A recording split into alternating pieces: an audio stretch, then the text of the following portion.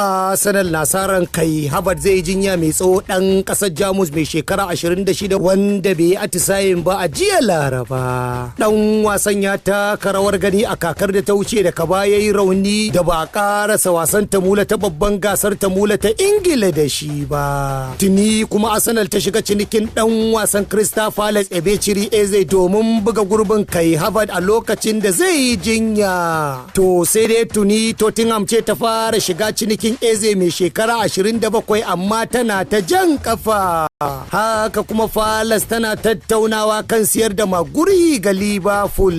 A wani labarin kuma Chelsea ta siyar da Renato Vega ga Villarreal kan fam miliyan 26 kwatankwacin sama da naira biliyan 53. Mai shekara 22 ya saka hannu kan yarjejeniyar kaka biyar da aka kammala auna ƙoshin lafiyarsa a ƙungiyar ta Sifaniya. Da wannan cinikin Chelsea ta siyar da 'yan wasa shaɗe a bana kan sama da fam miliyan 251 kenan kwatankwacin sama da naira biliyan 518. Ta kuma siya 'yan kwallo 8 kan sama da fam miliyan 277 kimanin sama da naira biliyan 552 kenan.